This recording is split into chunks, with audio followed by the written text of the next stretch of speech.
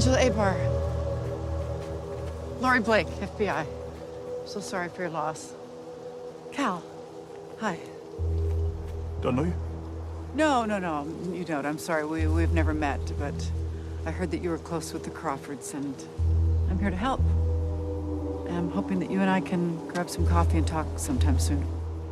I'm not a cop anymore. I retired 3 years ago. Oh, I know. And I totally understand. You have family, and it's so dangerous. Here, let me give you my card. My pager's on there. So please feel free to give me a buzz. Anti-Vigilante Task Force. You know how you can tell the difference between a masked cop and a vigilante? No. Me neither. Again, my deepest condolences.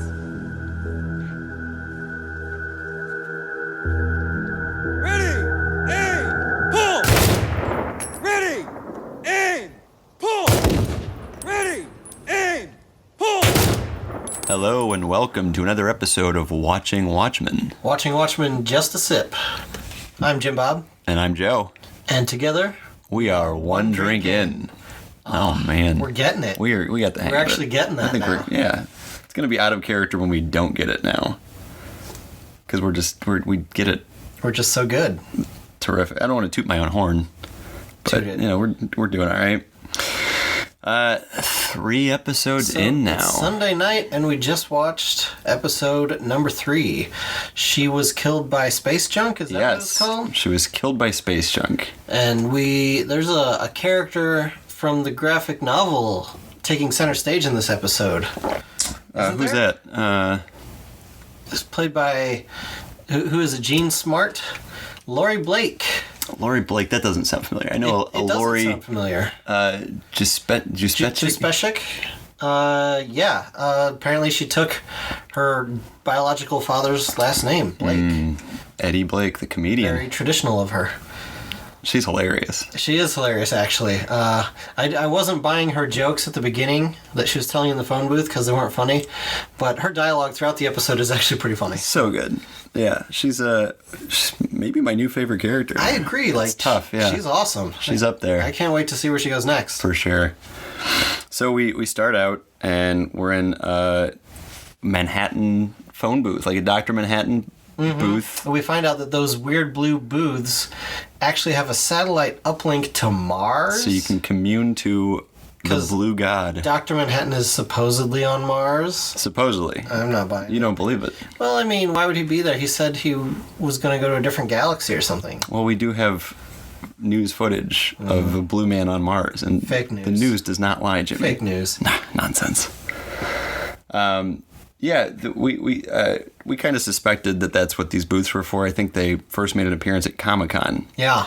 and it mentioned that they were sending messages to Mars. Uh-huh. So it makes you wonder how many there are, whereabouts they're located. It seems like Lori had them back in wherever she was. Do you know where she was before she flew to Tulsa? Was she in D.C. or New York? Do we know? Was that before? No, that was after. When she was in the booth, you mean? That was in Tulsa. You think? Yeah, because that's where Angela's car is dropped. Well, front of her. was it the one booth? She's been in the booth numerous times. It's established that she keeps coming to these booths to that's talk to true. him. So they must be. But she steps out of that booth. Yeah, right. That it's one the one we was in Tulsa. Yeah, sure. we see that in the background in the second episode when Angela's loading her grandfather into the SUV. Yep. Remember? I do remember that. Did you see I watched the episode. Did yes. you? Yeah. I I also read the graphic novel. I don't know if I've mentioned. You got around to it. I've always read it. Oh, congrats. Read it like 5 years. I don't even know how long ago. High school. How old are we now? 5 years. A long time ago. Time has no meaning for Joe, like Dr. Manhattan. I wish. So, let me get this straight. Like, Dr. Manhattan, let's say he does go to Mars, and, like, 30 years later, he suddenly starts getting all these, like, random messages from people on Earth. Yeah, did he opt in to receive these messages? And even if he, like, I guess he just is seeing these messages with his Manhattan powers, right? Because he can perceive all kinds of weird things. Yeah. So he's like, oh, why aren't they sending me all these letters like kids at Christmas? Like, does I feel like this is sort of like the post office receiving a bunch of letters to Santa. Yeah. I don't know. You think it might be real, or it might be another sort of scam situation? I mean, I'm sure Dr. Manhattan isn't the one that decided to put these booths up. I'm sure he's not. True. He doesn't benefit at all. It seems like it's more for humanity, and it's like praying to God, right? Well, I suppose. For prayers. Except that it seems that the true foundation, the true enterprise, whatever that company is charging for it, Yeah. 'Cause Laurie's like profiting. a platinum member. Right. I don't know. I wasn't sure if you pay for it or if it's just like she does it so frequently that she's a platinum. I feel like the word platinum implies is only that thrown she's- around when there's money involved. Yeah, right. You don't become a platinum member without paying for it. Unless you knew Dr. Manhattan in real life, in which case you're just a permanent platinum member. I don't know if Madame True She cares. fucked Dr. Manhattan. You don't think that earns you platinum She fucked several membership? Dr. Manhattans at once. That's true. Oh man, we could go down a very dark hole going down the Just like Dr. Manhattan did. Manhattan mechanics of sex with Dr. Manhattan. We'll save that for the next episode. Save that for our After Dark special episode. Yeah, this is just a sip. We're gonna go full on X-rated in the next episode. So yeah, we get the joke in the phone booth. Mm-hmm. She telling the story about assembling the barbecue grill and throwing the brick in the air. That's kind of interesting, isn't it? Yeah, and then that brick comes back later. Yeah, Pretty- an odd setup.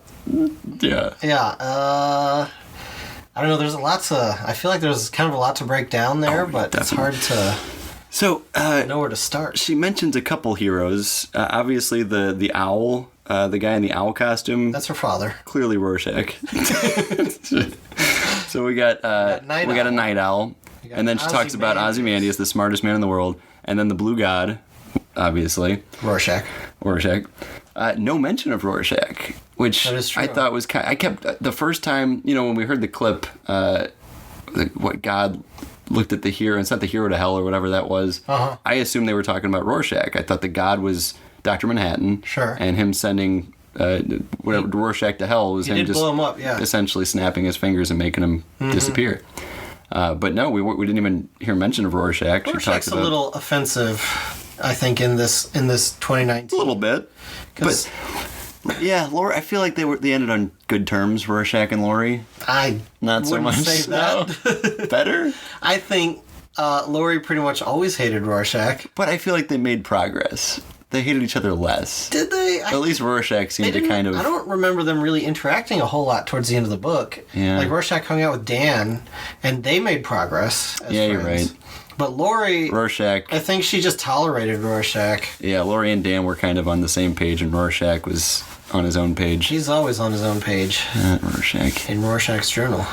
But yeah, I thought that was interesting that he wasn't mentioned at all. Yeah. And then I was waiting for... She didn't mention herself until the end. Well, I think she was mentioning people who were kind of important to her, Yeah. John and Dan, obviously. But then Ozymandias because, he dropped a squid. He did. Yeah. Very well known for that. You drop one squid and that's all anybody remembers you for. He's working on all kinds of medieval spacesuits now. Nobody talks about nobody that. Cares. So how about that bank robbery scene? Was that cool as hell? Or that what? was really cool. Yeah, Laurie kind of trapping. What is that like? It's a sting. Sting. Yeah. So I think. Have you ever heard of the movie The Sting? I think Robert Redford was in it. To Catch a Vigilante. Yeah, there you That's go. it. We got Chris Hansen. Why don't you take a seat? No, I thought that was awesome. And the sort of Chris Nolan style Batman dude. Very cool. Yeah, with What the was little his name? the Mr. voice. Shadow, I think? forget. Yeah. They mentioned another vigilante too, and she said, "No, that was 2 weeks ago." No, or whatever. yeah. Yeah. No, that was a great scene. And you see that she's really, she's got some bad feelings towards people in masks. I can't imagine I can't why. imagine what that's about. No, she's only seen the positive aspects of masked vigilantism. Anyone who's not familiar with the graphic novel or Laurie's character from the graphic novel, she was the Silk Spectre. The second Silk The Spectre. second Silk The Spectre. sequel. Her mother was the original Silk Spectre. And yeah, Lori is the result of her mother being raped by the comedian. And We don't know if she's a product of the rape. That's I true. think it's It implied might have that had a relationship. Sally goes back to the comedian and they kind of have a consensual thing. But still, in either case, certainly not excusing the comedian his attempted rape Right. earlier. very complicated relationship there. Mm-hmm. But yeah, it was great to see Lori. Wasn't sure what to expect when we saw her again, and really great character. I can't wait to see more of her. Very bitter. I do like how most of her dialogue kind of is jokes. Yeah, She's right. very much taking after her father. And part of Peteypedia. By the way, we didn't give our spoilers disclaimer for this episode, but in case you've never tuned in before, we spoil a lot of things. Anything Watchmen related is fair game. Anything is fair game. Anything's fair game, really. We'll spoil the ending of Lost. Mm-hmm. For sure. We'll spoil Westworld. Sure, why not? That hasn't ended yet, but Not yet. Yeah, we can't spoil the newest season because we haven't seen it yet, but 1 and 2. Just message us and I'll give you some spoilers. Just ruin the series for you. We get the bank robbery. And anything else we want to talk about that scene? So it sounds like she's been rounding up. She's on the anti-mass vigilante task force. with the FBI, yeah. Yeah. And it seems like she's like their go-to person. I mean, obviously because she has personal experience, but also she's just good at it. Clearly, yeah. And it seems like she's got a bit of a chip on her shoulder about superheroes. So Yeah. And we get to meet Dale Petey. Is it Dale? Dale Petey. We just know Petey. No, it's just Petey. Petey something. I don't know. I'm going to go with Dale Petey. I'm gonna have to I might look be it up. wrong, but it is Petey from Peteypedia. We don't know it's the same Petey. Oh, we know. And you know how I know? How do you know? I follow the guy on Twitter or Instagram. Oh, yeah? The actor. His in his bio, he's got Peteypedia as his website, and he talked about what a great experience it was working on the show. Nice. I wasn't sure what that all meant, but now that I saw this episode, yeah, Petey's an actual Finally got a character. face to the name. It's crazy. I feel like the show just became more real. I've been talking to Petey. We've been sharing his Right. files, and now here we see him on the. It wouldn't be the silver screen. What would the television be? The home Black screen. mirror. Yeah, sure. I don't know. The old television. Another great show which we will spoil for you. Oh my god, I could spoil the whole series for you. Yeah, we got to meet Dale. It was Dale Petey. Okay, I'm gonna go with Dale. Sort of like what's his name in Twin Peaks? Dale, Agent Dale Cooper? Dale Cooper. Dale Cooper. Yeah. A lot of Dales in the FBI. Did you ever watch the Return? No. Oh, dude. I need to. I could spoil that for you right now. Oh shit. Great, another great series. That one, wow, what a series. How do you even classify that show? That's something else It entirely. is definitely something else. So we get to see some home life for Lori Blake. She's living in a nice little apartment with a pet. Yeah, seems pretty isolated though, Sure. She's just by herself in her fancy place. She's a pretty angry person these days. Seems like can't say I blame her. She's had a rough life.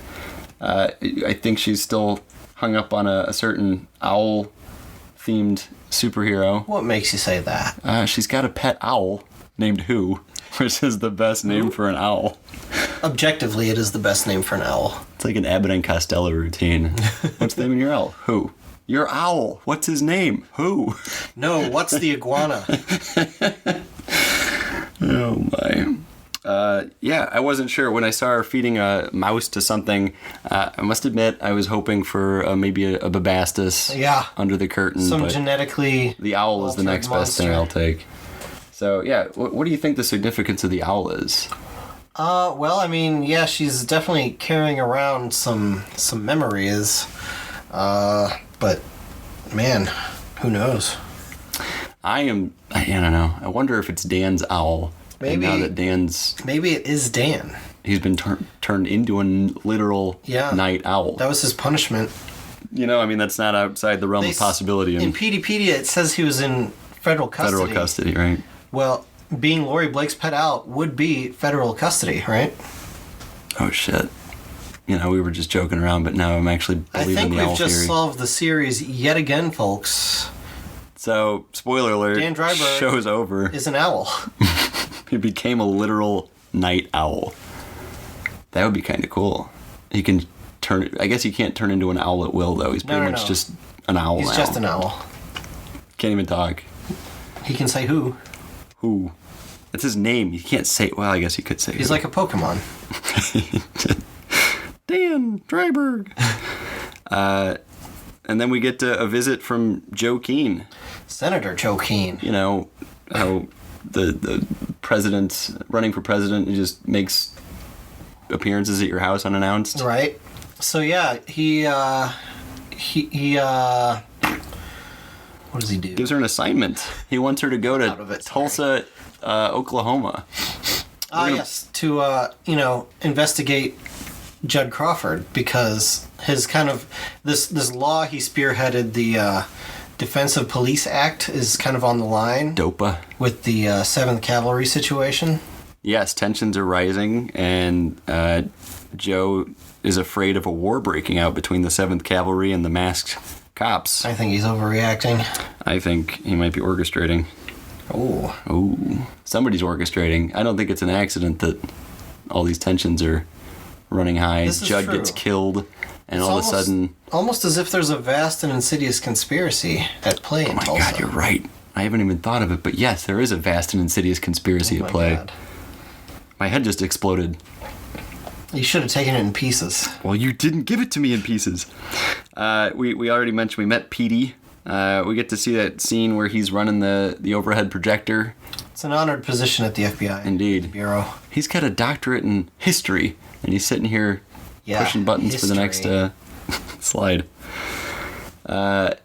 He had a thing of Rorschach's journal in the whatever. For psychological context. Yeah, the head of whoever didn't seem to I appreciate think it's that. relevant, right? Like they're all I think it's based very on relevant. Rorschach. The fact that he's suppressing I that think it makes me a little I think that kind of concerned. still shows that the FBI, the police, everybody, they just assume that the 7th Cavalry are white supremacists. basically synonymous with the KKK. It seems Yeah, I like think. Yeah, he even says that. Yeah. They're like the Klan, but with different masks. 2.0. Yeah. So, I think. Whoa, hold on. The KKK, that's 3 Ks. Yeah. People are referring to the 7th Cavalry as 7K. Yeah. 3 plus That's 3 a plus fourth 1 K. is 7. That's 4 more Ks than the And if KKK. 7K is like 7 times K, so that's 7 Ks. Oh, Jesus. Plus the 3, that's 10. These are the most racist of 10 all the people. Ks. That's pretty bad. That's a lot of Ks. That's a lot of potassium. Ks. Oh, my God. I mean, can you even imagine more Ks? Maybe 8K, but that's just inconceivable. 8K TV. Fuck. Yeah, we get then Petey. Basically, Petey's kind of a joke in this. It seemed like in the FBI, they didn't really seem to appreciate Petey. There's always somebody, you know? Yeah, It's like, it's Mulder. Why don't you go hang out with Fox Mulder? I don't know. but then yeah, so she they were gonna have a bunch of agents go to Tulsa, and Lori said, "Nope, just me. We don't want to have too many agents going out there, or they won't cooperate." Right. So, but the head guy makes her pick one, and who does she pick? None other than our boy Petey. Our boy Petey. He's gonna be the crux of this whole thing. And boy, was he just tickled. He got tickled later. He did. You notice him wearing that sleeping mask at the end? No way. Yeah, Oh, he no, was I didn't wearing see that. the That's great. superhero mask in bed. Which is weird because that mask actually looks a lot like the comedian's mask. Kinda, yeah. But they all kind of look the Lori's same, into right? some weird shit. I guess Ozzy has a purple version of it. How do you like seeing Ozzy in full getup for the Fuck first yeah, time? dude. Yeah. And also, finally, calling himself Adrian Veidt. We Yeah. get a name. We got there's a lot of mysterious mythology drop in this one. Like We'll get to Adrian. We're jumping. Gotta go in order. Joe's a We stickler do. for order. You know what? Without order, things just fall into chaos. Well, maybe chaos is the natural way of things. Sounding a lot like the 7K right now. Am I? You're gonna spell chaos with a K? All right, race traitor. That's Joe Keane. So yeah, Joe Keane is a rate. We'll get to that too. Petey and Lori fly on the plane, and Petey's kind of reveals that he knows all about Lori's history. She dated Dr. Manhattan. I would have had a lot of questions for that, right? Like, That's you don't end a conversation with that. and she dated Night Owl. May very well still be in love with Night Owl. She's got a very complicated life that I think Lori. she's pretty simple. Yeah. Yeah, she doesn't get. They don't really warm up to each other too much. She seems kind of bothered by him. Well, I think they do eventually. I mean, they did get a little cozy, didn't they? yeah, they did bang. It was either him or a big blue dildo, it seemed. Holy shit. So they're on the plane and they pass, what was that? That big, like, monument. The Millennium Clock. Yeah. What was that, built 3 years ago or something? I have no idea. We don't know when. But yeah, apparently built by true people. For the people what running purpose we know Vite not. Industries. Yeah, we don't know what's going on. I think next episode we might get more of that, figure out some of that backstory, what's going on with Vite. Hopefully. And True. And, yeah, they fly into Tulsa. He quotes from that poem called Ozymandias, "Look upon my works, ye mighty, and despair." Yes. Yeah, great poem. That's awesome. Bryan Cranston did an awesome reading of that poem in part of the promos for the last season of Breaking Bad. Well, there was an episode, I think, called Ozymandias, right? Yeah. Mm-hmm. Yeah. So yeah, Great show. check that out if you want to hear the poem read by Bryan Cranston as Walter White. I would listen to Bryan Cranston read pretty much anything. Me too. He's got a great voice. He does. Then we get Lori going to the Tulsa little warehouse where they have the pod. Yeah, so the cops apparently have this do all their dirty business in a secret warehouse because what they're doing is pretty shady. It's looking pretty rough there. It looks like they know it's pretty shady. It's like Guantanamo Bay is what There's I was like getting the vibes of. a dude wearing a dog mask. Like one Oh, of that was fucked up. Yeah, the masked dudes. Yeah. I guess we'll probably get to know him a little bit coming up. Yeah. Dog keeper or whatever. Is I that know what his name is. We're gonna end dog keeper, sure. Cerberus. What was the dog from Cerberus is the dog. Yeah, that'd be a cool name. Yeah, there you go. Yeah. So, do you think the general public knows what's going on here? People just being No. taken from their homes, taken to this warehouse, and I'm sure the people of Interrogated. Nixonville do. They've Yeah. probably been through similar things before. Because Angela just rides up and takes a dude, and yeah, it's no the biggie. usual suspects. Got those dogs barking. That just really stressed me out. That scene was chaos. Yeah. Looked like a rough scene. I wouldn't want to be living in Tulsa, Oklahoma right now. And she's looking for Looking Glass. Indeed, looking through the looking glass. And I love that. I know there's a long line, but can you see me next? Yeah. That was great. And she's like, you wear a mirror on your face, people are going to use it, Checks her teeth, yeah. And yeah, so she's talking to Looking Glass, and we realize that she knows his full name. Wade Tillman? Wade Tillman. Oh. And she also knows Sister Knight is Angela, so she knows quite a bit about the masked She's smart. cops. Yeah, it's kind of her job to keep tabs. But you know what? Now that I'm thinking about it, this is quite possibly why Joe Keane knew all about Angela, because Joe and Lori seem to be kind of chummy. True. Maybe you think Joe might have given Lori some intel about the Tulsa cops and their masked counterparts? That, or yeah, who knows where the intel's being held? If Lori's like at the head of that, or if she's part of the team. Maybe the FBI just has files. But they on just have all that information. Of course they do. course So they even if these mass vigilantes think that they're being super secret, not them. by a long Not super shot. secret enough. No. Yeah, so the interrogation scene, I love she grabs the remote. Looking Glass doesn't seem Ooh, what too does this excited do? about that. What does she call it, a racist detector? Yeah. It's a little more complicated than that. I'd call that an oversimplification. I wonder if, like, she pressed the wrong button, it would bring up his, secret stash. Some weird, adult films that he doesn't want people seeing. I mean, what else? I mean, that pod is just Asking for surround it. screens and all that. Yeah. Privacy. Right. It's got handcuffs. When the You pods can are do all rocking, kinds of things. don't come a knocking. They'll be like, Looking Glass, really? You already had 5 interrogations today. What are you doing in there? Go away. This one's about to talk. What else? So they end up. He basically she asks if Angela. He basically confirms Angela is Sister Knight, Yeah. begrudgingly. But Lori seemed to already know. Yeah, he's got she's got him by the balls, Right. by the pod.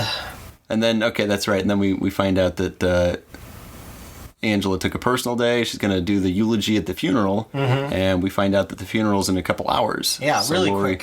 Which Looking Glass isn't going to attend.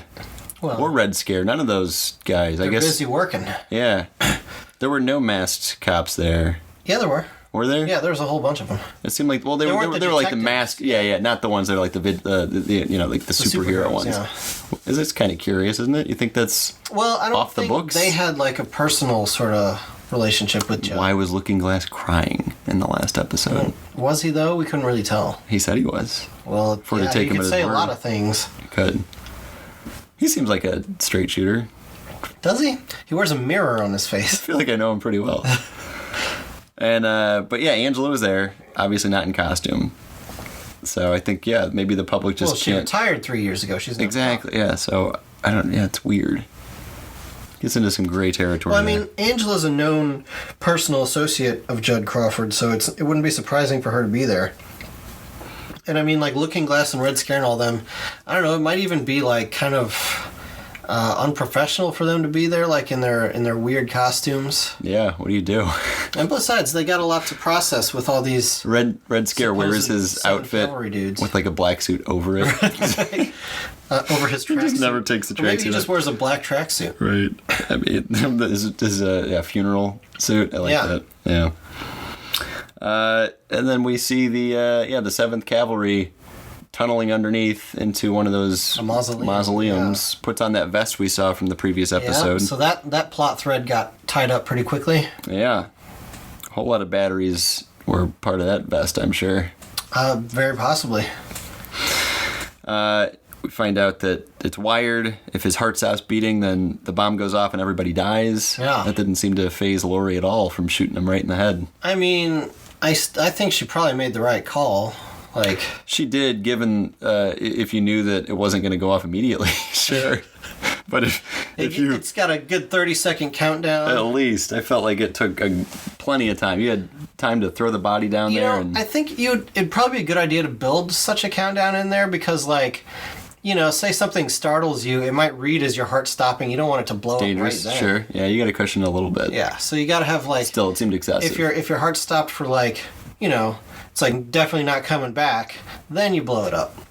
So, I don't know, I guess in that sense it makes sense to me. Yeah, maybe a little shorter time, though, because that gave him plenty of time to completely avoid any fatalities. Only due to Angela's ballsy, quick-thinking move of dumping her friend's body on top of it.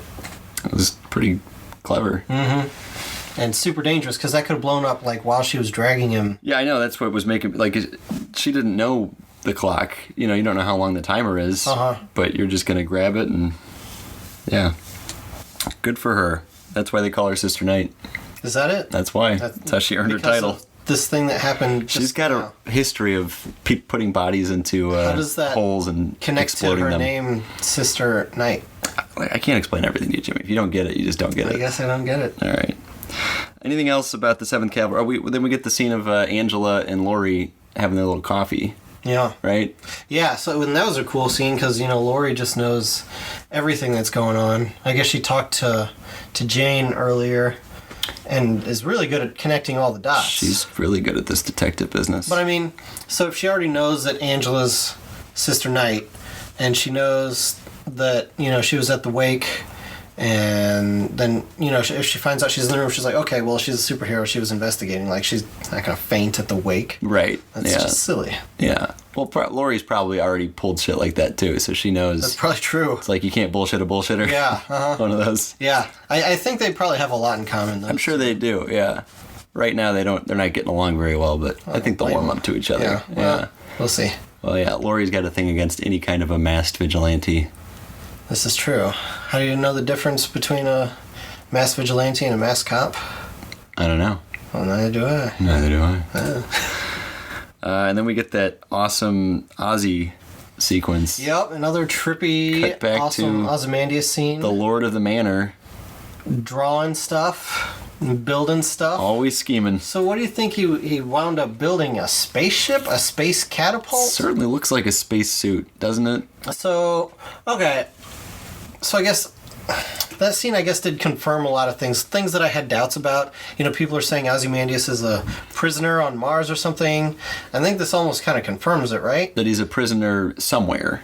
Well, if he's on Mars, wouldn't it make sense to dress up one of your goons in a spacesuit out of whatever you've got and see if he can survive walking outside this dome or whatever? Yeah. And, of course, he didn't. He just froze right up. Yeah. So... And we got a whole storm of shits and fucks. And then he had a rope so he could, like, fish him back in if he fails. Yeah. No, I mean, that's where my mind is.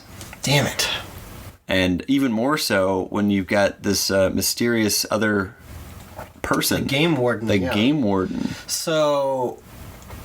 Yeah, I'm still not convinced that it's Dr. Manhattan holding him prisoner. I don't know. I guess we'll see, but certainly complicates things. Do we? Yeah, I mean, it certainly seems like he's on Mars, but the official story is that Veidt, what did Petey say? Petey said that Veidt got plastic surgery and moved to Mexico or something. Argentina. Yeah. I don't know. I mean, he's on an island somewhere. It's possible he's on our planet, but... It's possible he's somewhere very far away. It's also very possible he's on another planet entirely. And what his plans are, only time will tell. Hunting bison. For thicker skin. Yeah. For a better suit. You know, I think when we landed on the moon, the suit was made primarily of bison. Oh, really? I think it was 99% bison. That's very American of us. Yeah. To make bison spacesuits. This is America. So long as we use the whole animal. That's right. Oh my. Yeah, I don't know. How many Mr. Phillips do you think we're up to now? What's the count? Well, this is the second one we've seen die. Second we've seen, but we know that there are more. Anniversary the third, however many there are. Yeah, see... Like, a lot of the things I was thinking about this Ozymandias situation just kind of, like, got shot in the foot because of this scene. Like, you know, I figure it's like a lab he's going to. He travels from maybe one castle to another to, you know, experiment in different ways. But I guess he really is... He's being imprisoned, and it's terms to which he agreed. Right. Which they make clear in that letter. Well, we've also got the game warden refers to him as master, right? Yeah. And he also wears a mask, which we've seen all these other masked servants call him master, and they're usually clones of the same two people. So it's possible that Ozzy set the rules in place, and he's got to play within his own rules. Yeah, that is possible, but I wonder why. I mean... Especially since he's clearly, like, trying to violate the terms of that agreement. He's, like, tiptoeing around it. Yeah. So why set the rules if you're going to try and break them? That's a great question. You know, we should get Damon on the phone. Do you have his number? He changed it, and he hasn't given me his new one. I texted him too much. Like him. Yeah, I don't know. But the fact that he's calling him master tells me that this is one of, like, it's someone working for Ozzy. And Ozzy, he's that kind of crazy that he would do something like that. He'd hire someone to be almost his adversary, and he's got if there's some sort of higher goal involved. I don't know. Yeah, I don't know. He really wanted that bison, and for whatever reason, the game warden wouldn't allow him to have it. No. So why are violating the terms of his agreement? Of bison there? How about the tomatoes? And thanks for the tomatoes. Yeah, that was great. So I guess Ozzy grew a genetically altered tomato tree for the game warden. Apparently. Yeah, I don't know. It really raises more questions than answers. That's in the true spirit of Damon Lindelof, yes. Yep. Anything else we want to talk about with the Ozzy scene? Oh man, so much, but I gotta watch it. Yeah, we'll second, third, definitely fourth cover time. that one a lot more. We're gonna go in great. This is just depth. a sip after all. Just a sip. I'm really disappointed that there was no lettuce this episode. That's true. I was so looking Maybe forward. There was, we just missed it. It's possible. See if there's a lettuce reference. I wanted it to be a thing. Or a salad reference of some kind. Also, the episode didn't start out with a big flashback from... That's true. Like pre-World War I. We just gotta start with Laurie. Which may have been a flash forward to the booth. Yeah. So... Just really interesting. So yeah, what's the deal with, well, I guess, what's our next topic of discussion before I jump straight to the end and get out of your order? We got to talk about Laurie. I guess we kind of talked about Laurie in the booth. Lori in the booth. I think that concludes most of it. You know, first time watching, I don't have a solid structure That's true. outlined here, but what did you want to talk about? Let's go. So Angela's car Oh, yes. dropped in front of her. The space junk. I guess the same spot that killed her. that it was taken from, right? It seemed like it. I mean, Yeah. you did see in that scene, there was one of those Manhattan booths kind of in the background. I think it was the Greenwood neighborhood, which is right by where Laurie's bakery, or not Laurie, Angela's bakery is. Some bakery. Right. So, Grandpa A-Bar wasn't in the car. No, and it looked pretty beat then up. She looks up and sees that red dot, like the planet Mars up there. Like, It looked like it enlarged.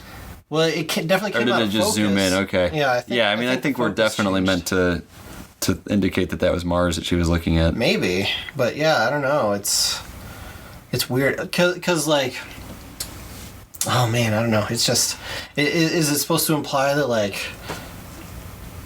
I don't know. I don't know. I'm all rambly today. But apparently, so Jimmy's been under the weather, as we've all been there. It's that season, damn it. I need to be a few more drinks in. I don't know if that will cure you, but it certainly wouldn't hurt. It's what the body needs. There you go. Yeah. So as she's exiting the booth, she also, I guess, just admitted to killing God. Did Laurie kill God by throwing a brick through his head? Can she kill God? Great question. I mean, it's a joke, It is a hilarious joke. but I'm trying to. Yeah, what is the context of that? It's so crazy. Yeah. So God sends Night Owl to hell for being too soft, Ozzy for basically being Being too a monster. much of a monster, and Dr. Manhattan for Just because he's already there, because he's already there. which is probably true if you think about like It's a type what of it's hell. like to be Dr. Manhattan. It probably sucks. You know, I mean, there's a double-edged sword. There's some benefits to it and some downsides to it. Sure. But it's pretty extreme on both ends. You'd think if he ever got really sick, he could just, like, tired of being Dr. Manhattan, he could just go back into nothingness, right? Let his particles... Maybe. If he started there, he's the one who... But maybe his Pull them all consciousness back together. will still just remain, you know? Yeah, Like, maybe he just can't get rid of that. it's possible. Ozzy's also disassembled him, deconstructed him. Yeah. And he just keeps coming back. But you know what we haven't tried is throwing a brick through his head. That's a good I point. think that's probably Maybe what... that's his weakness. I think it is. Bricks through the head or his kryptonite. Yeah, Laurie threw, in the comic, she throws like a can of sugar through his head or something. At least in the movie, it goes through his head. I think in the book, it just kind of goes through him. I remember, yeah. Oh, so we kind of mentioned earlier, we got that scene with Laurie, and she's like dusting off a big blue toy. You think that's like officially licensed? It certainly seems that way. Do you think she still has feelings for John? Oh, yeah. And Dan? I mean, to some degree. I don't know if she, like, still, you know, has romantic feelings for them, but, like, you know, they're both big parts of her life, and Once you go blue, it's Dr. Manhattan after all, yeah. I don't know. I mean, yeah, what mortal can compare to Dr. Manhattan? You go from Dr. Petey, Manhattan... apparently. So do you think he wore the mask during? Probably Like, by her request. Leave the mask on, yeah, right. That is really interesting. I did not see that coming at all. Yeah, her thing for mass vigilantes isn't just It's complicated. isn't just work. Oh, man. Anything else? I don't know. I think that's about all I had on our first cursory viewing. We're certainly going to be watching it again and again. I won't. I only watched them once. Yeah, right. PDpedia probably will get updated tomorrow. PD should give us some Or new some files. point during the week. I don't know if it's usually the day after. Is it? Maybe, I don't know. But at some point, and then we can talk about that. We will definitely get digging into all that. But yeah, I love the episode. Maybe my favorite episode so far. At least my favorite new character for sure is Yeah. Laura Blake. She's cool as hell. Eager to rewatch this one and really dig in. Yeah. Oh, also how great was that scene with Joe Keane talking about how the president can pardon anybody, even the owl in the cage. Yeah. There's literally the owl in the I think cage, but I think he's kind of they're dangling talking a about carrot. Like, Dan's in lockup. Dan's supposedly in could- FBI custody. Joe could let him out. Totally. He's sort of... Which begs the question, why is Dan in custody but Lori isn't? Because Lori ratted. Oh, is that what the I don't know. PDP? We don't know. No, We know that she went by the comedian briefly, and now is going by Lori Blake. Yeah, she just went full daddy's girl.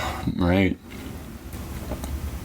All right, everybody. Thanks for listening. This has been watching Watchmen just a sip.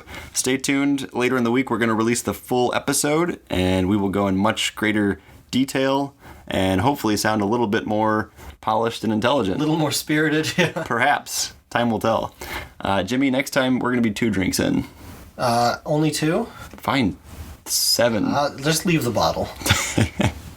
And we are 1 bottle in. Have a good night, everybody. Or morning, depending on when you listen to this. It could be any time. Or no, outside of time. Oh, Jesus.